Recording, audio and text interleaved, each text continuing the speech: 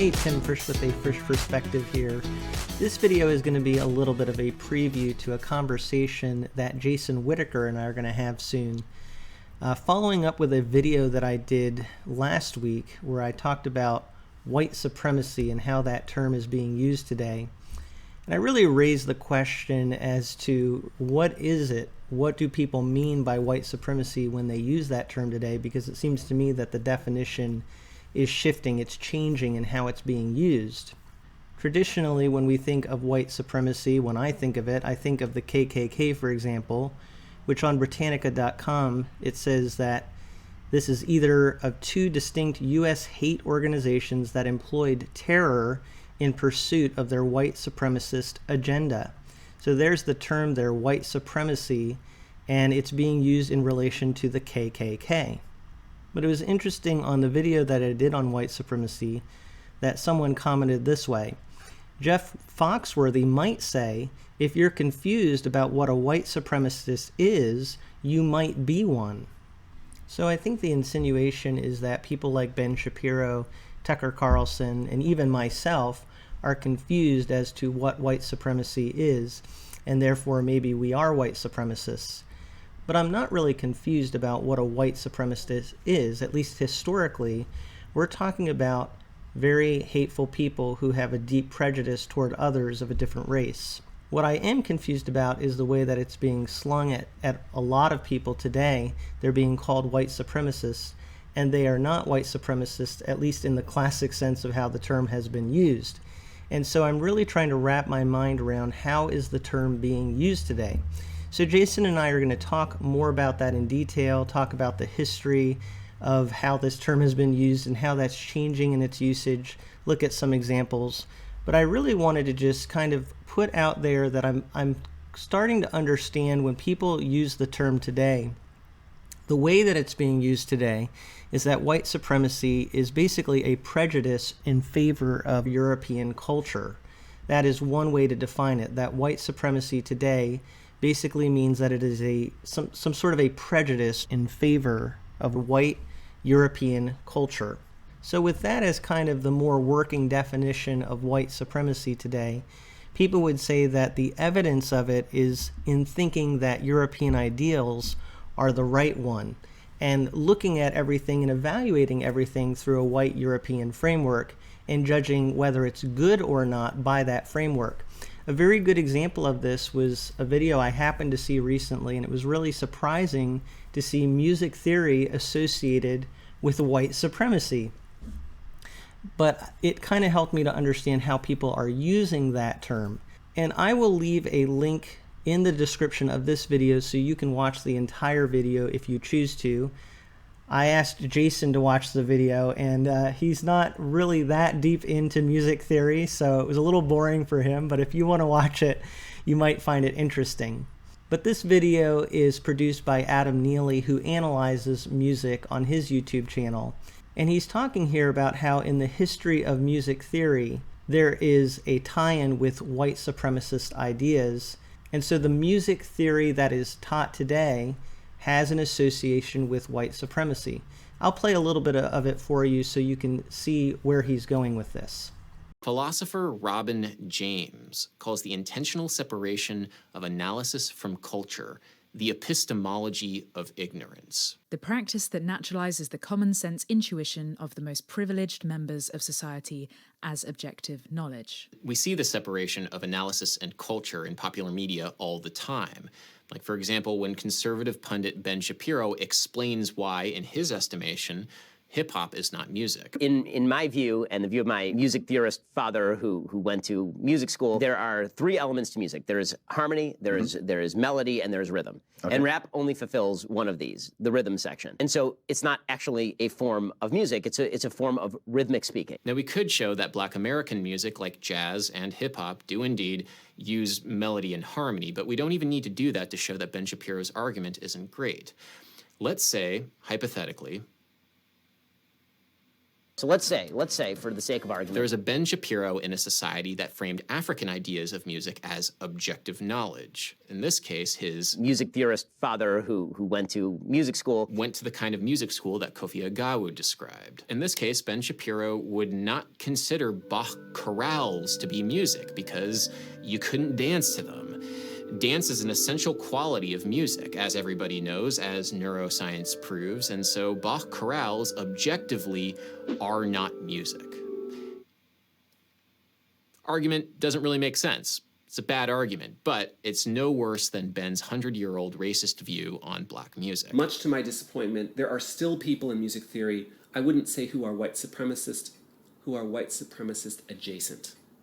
They still believe it. They know they can't say it. You'll very often see articles where Western music theory is framed as a tool for proving a piece of music's worth.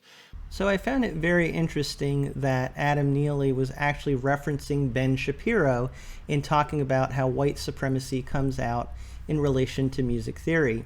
And the example that he's using there is how Ben Shapiro is basically evaluating rap music through a certain lens and saying that rap music is not really music because it doesn't fit the categories of music that he has been brought up to believe.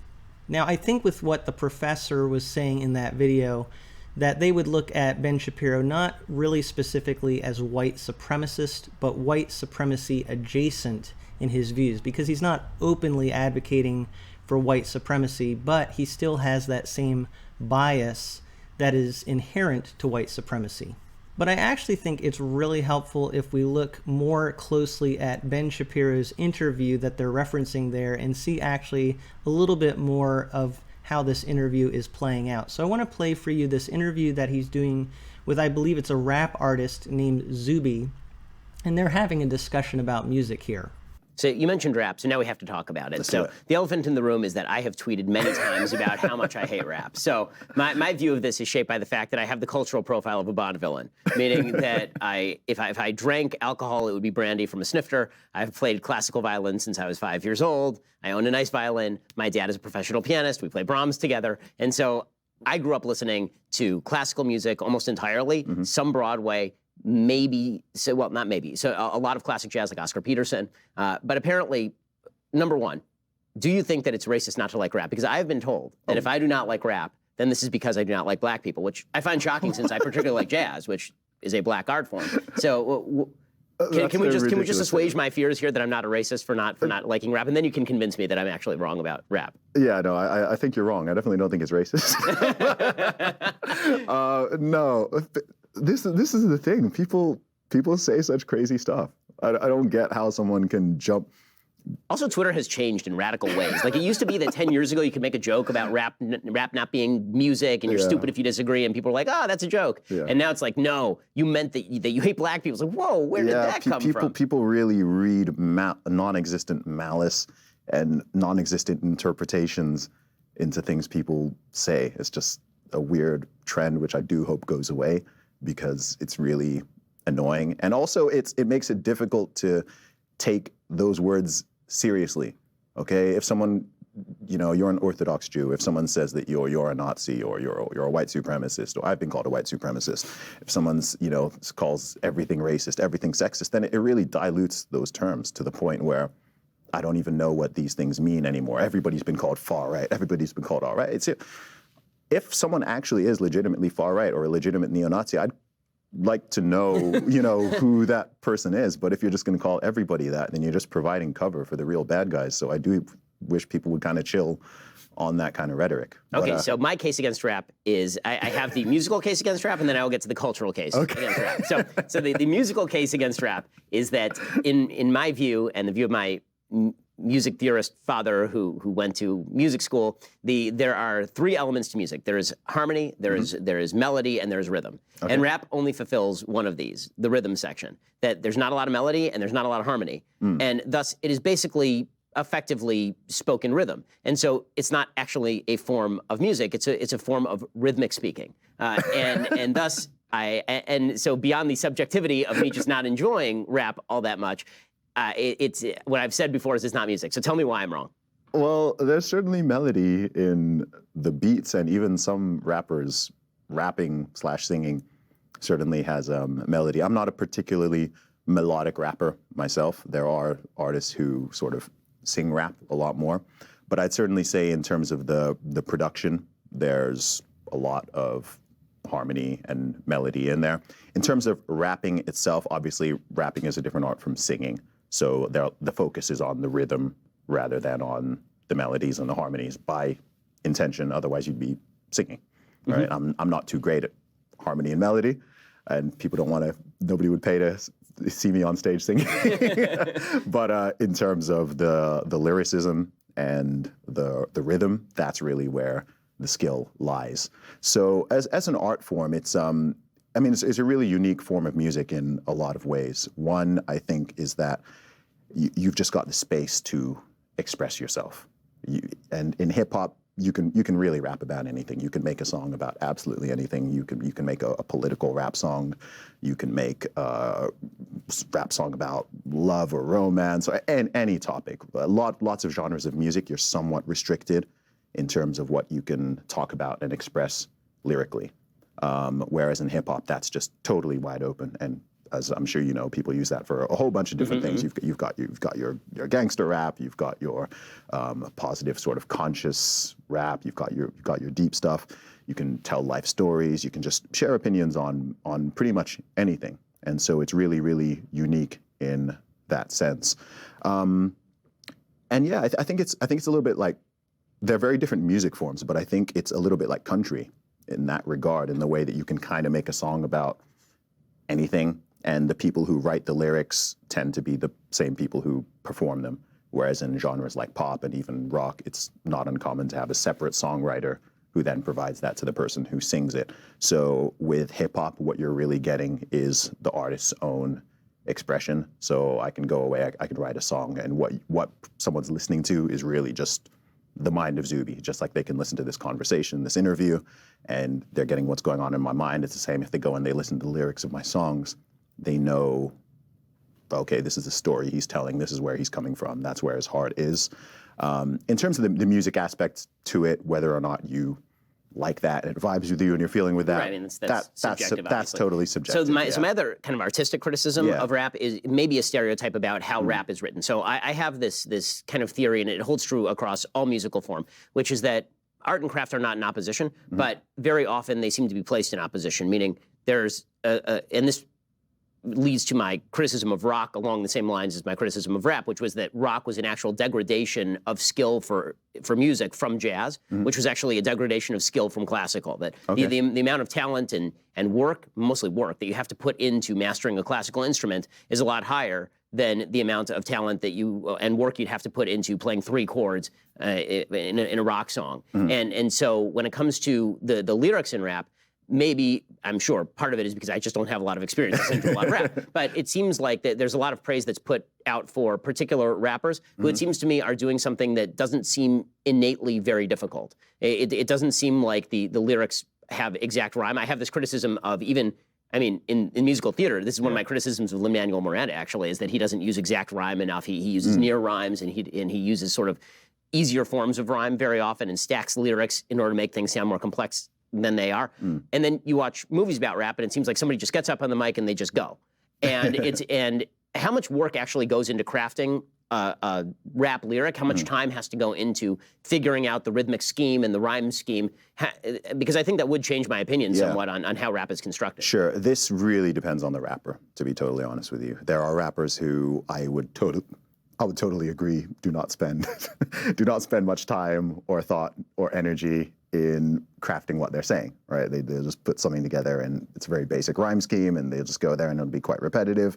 In terms of the content, there's not really any decent message in there. They're not telling any story. They're not using any clever wordplay or anything like that. So to me, that's what makes a bad rapper.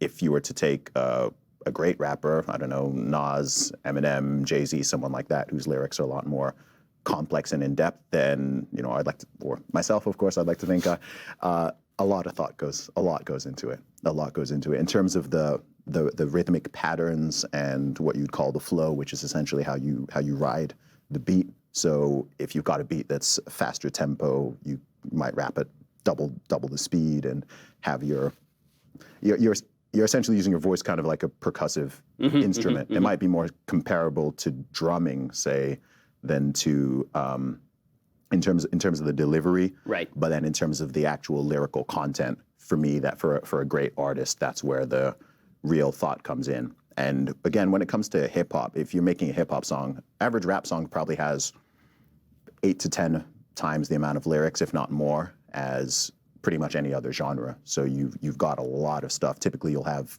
3 16-bar verses. So you've got a lot of space to say a lot of stuff if you want to. I mean, some artists don't say much. I like to think, in all my songs, I put a lot of thought into what I'm saying and the message I'm trying to communicate out there. And there's a lot of wordplay and a lot of metaphors and similes and just trying to do clever stuff with the writing. So again, I think that the real answer to that is it depends on the rapper. Just like you could have somebody who does a very basic form of dance or playing an instrument, and they're just, okay, I'm going to just play the piano like one that. finger, yeah. Like that, versus someone who's a proper virtuoso. You do get the same thing in hip hop and with rap. It's funny, with my parents used to be a little bit disparaging of rap and hip hop until I started doing it. And they saw me performing and were like, how is he doing that? That's where they're really like, okay, that's a talent. I will leave a link in the description of this video if you'd like to watch that entire interview with Ben Shapiro and Zuby. But I want to point out 2 things about Ben Shapiro that I see there that I think are really important. And the first is that he's actually treating a black man there as his equal. Very clearly, he is looking at this person as an equal person with him, and he wants to hear his point of view. And he sincerely is interested in what this person is saying and values it greatly. So I don't see any form of white supremacy in Ben Shapiro's attitude. That's the first thing. The second thing is that he's also, in terms of his perception of music, willing to actually listen to what this rap artist has to say and to have his views adjusted by what he hears. So even if you're saying that Ben Shapiro's views are somehow associated with a white supremacist past in music theory, obviously Ben Shapiro is willing to have some of his perceptions altered by listening to someone else who's different than him. So getting back to the subject that I'm really covering, what do we mean by white supremacy? I think we have to be very careful with charging people of being white supremacist just because of associating them with other things that we perceive as white supremacy. Again, getting back to the historical definition and examples of white supremacy, these are people that are truly racist, and I cannot stand racism. But when we call people white supremacists, we're really calling them outright racists. And when I look at someone like Ben Shapiro, I don't see him exhibiting racism. So I'll just reinforce the point that I was making in the last video. I think we should be very careful with how we use this term. At the same time, though, I am trying to understand how people are using the term so that I have a good handle in understanding where they're coming from when they use this terminology. Jason and I will talk about this in more depth. I look forward to that discussion. It's, I'm sure, going to be really insightful to hear some of the things that he has to say and his perceptions of this. So stay tuned for that conversation. I'd love to hear what you think about all of this in the comments below. But thank you for taking some time to listen to some of my thoughts from a Frisch Perspective.